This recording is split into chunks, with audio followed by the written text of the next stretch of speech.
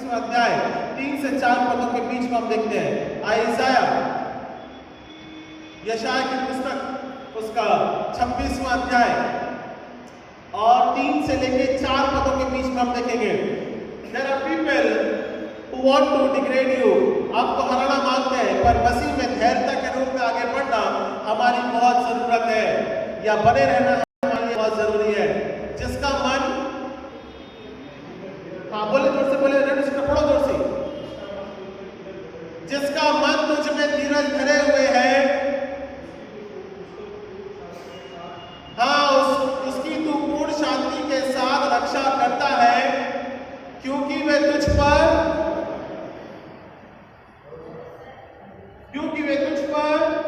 भरोसा रखते हैं। तो परमेश्वर कभी गिरने नहीं देता। बहुत सी ऐसी बातें मैंने इस प्रकार से कहा है आपको जो कि हमारे जीवन को गिराएंगे, पर जो उस पर भरोसा रखते हैं परमेश्वर उसे कभी गिरने नहीं देता। बीते सप्ताह के दौरान मेरे सिस्टर ने कॉल किया, बोले मेरे भाई को पकड़ लिया है, प्रचार कर रहे थे किसी के बर्थडे पार्टी में भी थे और वचन के रूप में जिस प्रकार से शेयर कर रहे होंगे, चाहे जिस भी प्रकार से हो, कोई बात नहीं है। प्रार्थना में भरोसा रखने के माध्यम के द्वारा शाम तक फेल हो गए, बराबर है, ठीक है। कंडीशन इज व्हाटएवर, मेरे को नहीं मालूम है ज्यादा उसके बारे में, पर कहने का मतलब है जो भरोसा विश्वास रखते हैं परमेश्वर विजय जीवन को बनाता है। जो वचन पर आधारित अपने जीवन में रखते हैं या चलते हैं। चौथा पद बहुत मुख्य रूप से लिखा है, यहोवा पर सदा भरोसा रख, क्योंकि प्रभु यहोवा He is forever for you, for me and you। मतलब वो सनातन की चट्टान है, वो सर्वदा हमारे साथ दृढ़ता के रूप में खड़ा हुआ है। आप चट्टान को हिला नहीं सकते हो। चट्टान जो प्रभु परमेश्वर है उसको कोई हिला, मृत्यु के 3 दिन के बाद भी प्रभु यीशु मसीह जयवंता के रूप में ऊपर आता है, उसे कोई हिला नहीं सकता। और आज हम उसी बात को विश्वास के रूप में देखते हैं और हम उसी के द्वारा विजय जीवन में उसके सहभागी होते हैं। तो प्रभु यीशु मसीह हमारी चट्टान है, इस बात को विश्वास में दृढ़ता से हम और आप आगे बढ़ने पाए। दूसरी बात, बिलीवर्स एटीट्यूड, मसीह विश्वासियों का स्वभाव कैसा होना चाहिए? राइचियसनेस, धार्मिकता के रूप में बने रहना चाहिए, या धर्म में काम हमारे जीवन के इस प्रकार से होने चाहिए जो कि मसीह में हम नजदीकी को बना के रखने पाए। मसीह व्यवहारिक, फिलिपियों की पुस्तक के अनुसार इसी बात को कहता है। रोमियो की पुस्तक में हम क्या पढ़ेंगे? Romans chapter 6 verse 15 to 18। Romans chapter 6 verse 15 to 18। रोमियो की पुस्तक उसका 6वां अध्याय 15वां पद। और फिलिपियों में इसी बात को वो कहता है, परमेश्वर जो शांति का सोता है तुम्हारे साथ रहता है। ये दृढ़ विश्वास मसीह के विश्वासियों के लिए। रोमियो की पुस्तक उसका 6वां अध्याय और 15 से 18 पदों के बीच में हम इस दूसरी बात को देखने पाएंगे। फिर पढ़ दीजिए मेरे लिए। तो क्या हुआ? क्या हम इसलिए पाप करें कि हम व्यवस्था के अधीन नहीं, वरन अनुग्रह के अधीन है? कदापि नहीं। क्या तुम नहीं जानते जिसकी आज्ञा मानने के लिए तुम अपने आप को दासों के समान सौंप देते हो, दासों के समान सौंप देते हो, उसी के दास हो, चाहे पाप के जिसका अंत तो मृत्यु है, चाहे आज्ञाकारिता के जिसका अंत क्या है? धार्मिकता है। तो हमारा और आपका दास बनना किस बात का स्वभाव है? ये स्वभाव हमारा और आपके जीवन में होना चाहिए। फिलिपियों की पुस्तक के अनुसार इसी बात के लिए प्रभु में सदा बढ़ते रहो, ये हमारे स्वभाव को ठहराता है। और स्वभाव 2 प्रकार का ही हो सकता है। यदि हम पाप के दास्तन में बने हुए हैं तो मृत्यु के द्वारा हम और आप, हमारा जीवन अंत हो जाएगा। और यदि हम धार्मिकता के या प्रभु के विश्वास या उसकी आज्ञाकारिता के रूप में उस दास के रूप में अपने जीवन को व्यतीत करते हैं तो धार्मिकता में गिने जाएंगे। ये दोनों स्वभाव हमको परमेश्वर ने दिए हैं और हम दोनों स्वभाव को समय पर समय अपने हिसाब से हम इस्तेमाल। हेलो, सीसॉ देखा है? मिले में गए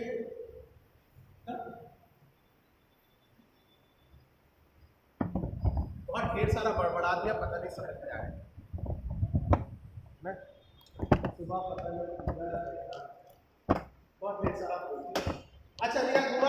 सीसॉ और वो ऊपर घुमाए गोल चक्री, जायंट व्हील, हाँ इंग्लिश में जायंट व्हील। और देखा है बराबर है, ठीक है ना? सभी चीजों में क्या मिला ना कभी कभी कुछ के साथ में बैठना चाहिए। ओके मिला जाते हैं, मिला ना जो लेफ्ट करके मिला बताया कर जाते हैं, मिला ना किसी बच्चों को भी नहीं मिला नहीं देंगे एक क्लास से किताब सीखने को मिलता है। ओके तो क्या हुआ, मैं फिर से पढ़ लीजिए, ब्रेन सिस्टम पढ़ो फिर से। तो क्या हुआ क्या हम इसलिए पाप करें कि हम इसलिए बात करें कि हम व्यवस्था के अधीन नहीं कि हम व्यवस्था के अधीन नहीं वरन अनुग्रह के अधीन है। अनुग्रह के अधीन है, कदापि नहीं। क्या तुम नहीं जानते जिसकी आज्ञा मानने के लिए तुम अपने आप को दास के समान सौंप देते हो, उसी के दास को चाहे जिस प्रकार से जीवन को चलाते हैं और अनुग्रह के द्वारा परमेश्वर के रूप में अगर हम बढ़ते हैं तो हम उसी प्रकार पर आधारित रहते हैं। बराबर मेरे के जीवन में बैठा है, हम किसका दिन है, चूल्हे वाले का दिन है। बाबा थोड़ा बहुत इधर उधर किया तो नारियल, थोड़ा बहुत इधर उधर हुआ तो मेट्रो में बैठे हैं, अभी नीचे मैं चांस आपको बताया मैं तो सुना मैंने मोनोरेल में बैठा है, चलो भाई किसका दिन है, गवर्नमेंट का दिन है, मोनोरेल का दिन है, बीच में रुक गई ना रेलवे सिस्टम। उदाहरण बढ़िया है कि नहीं है, समझ में आने वाली बात है कि नहीं है? अधीनता है, surrender yourself, when you come towards the Lord, जब हम परमेश्वर के अधीन आते हैं, completely surrender towards the Lord। पर हमारा क्योंकि अब फ्री में दिया गया है इसलिए ध्यान फ्री में मिल रहा है इसलिए, और झूले का अगर एक राउंड कम हो जाए, बोला हमने पैसा दिया एक और करके दे, झगड़ा हो जाता है सब खेलने में, तो बड़ा मजा आता है।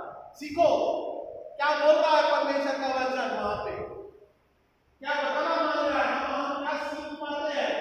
अरे हम संसार के बारे में रहते हो बात अलग है, और उसमें हमारा आत्मजीवन भी जुड़ा हुआ अधीनता के बारे में है, सरेंडरनेस के बारे में है, किस अधीनता से हम हमारे जीवन में कार्य करते हैं।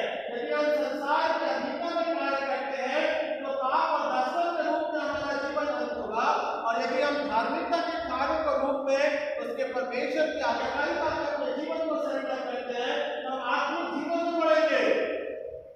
We grow in that life, spiritual life, but we need to surrender towards the Lord, क्योंकि ये मुफ्त होता है, इसके मुफ्त में कदर नहीं है ना। He has given the free life, the freedom of life। परमेश्वर ने इस प्रकार से हमको और आपको एक आनंद में जीवन दिया है। सो हमारी अधीनता ये मसीहों का व्यवहार होना चाहिए कि हम किस प्रकार से अपनी अधीनता को हम इस्तेमाल,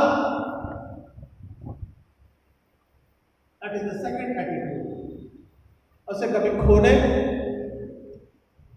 सरेंडर टुवर्ड्स द लॉर्ड, दृढ़ता के साथ में पहली बात, दूसरी बात स्वयं की इच्छा के साथ में परमेश्वर के स्वरूप अपने आप को सौंप देना, ये दूसरी बात। तीसरी बात फिर निकाल लीजिए, फिलिप्पी की पुस्तक के अनुसार सीखने के रूप में निरंतर हमारा जीवन बने रहना चाहिए।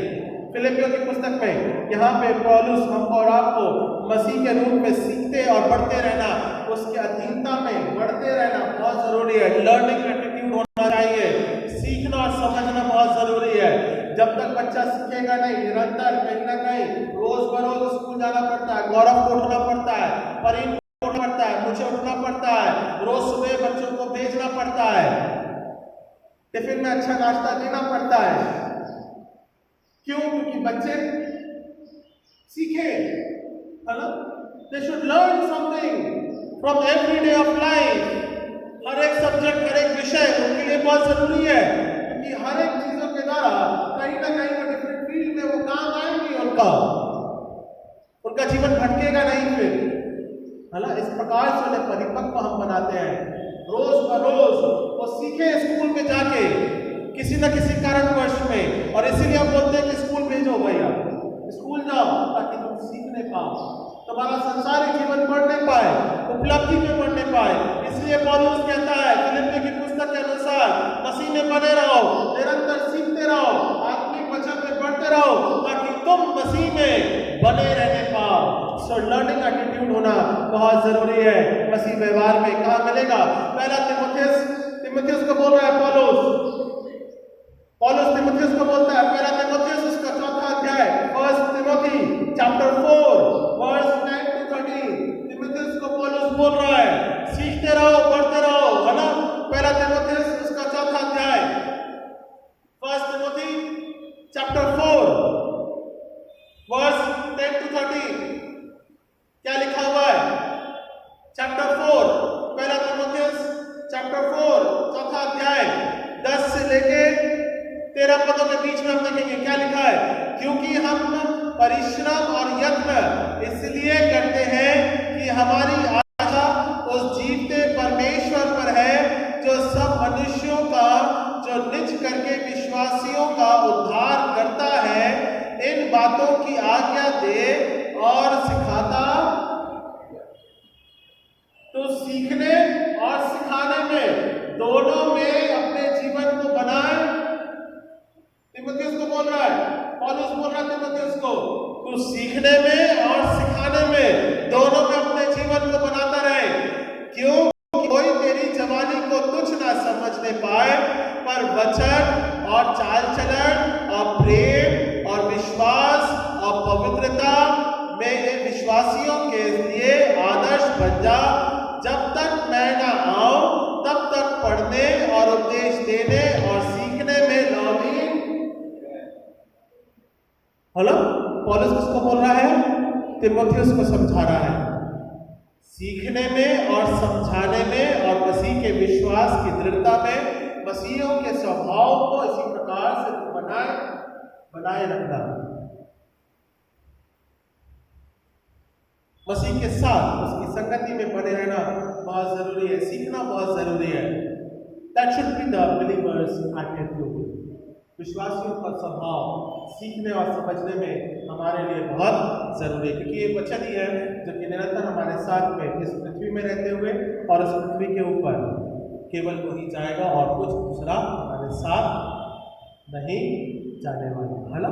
सो प्रभु में आनंदित रहो और ये जानो कि प्रभु में हम और आप विजय जीवन को देखने पाते हैं, क्योंकि हम प्रभु हमारा जो है वो जल्द लौटने वाला है। उसके आत्मिक जीवन की तैयारी में अपने जीवन को बनाए रखें। इससे 3 बातें हैं: मसीह के स्वभाव के बारे में, उसको जानना, विश्वास में बढ़ना, दृढ़ता से उसके साथ में बने रहना और प्रार्थना के माध्यम के द्वारा जीवन को हमें प्राप्त करते रहना है। आइए हम प्रार्थना करें।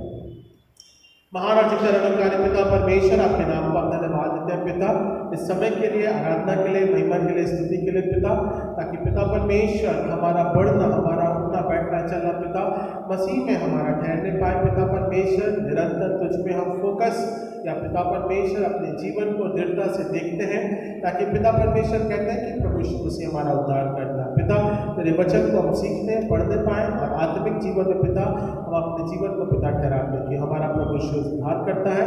इस बात को हम गवाही के रूप में रखते हैं। उद्धार करता प्यारे बेटे प्रभु यीशु मसीह के नाम से मांगते हैं, आमीन।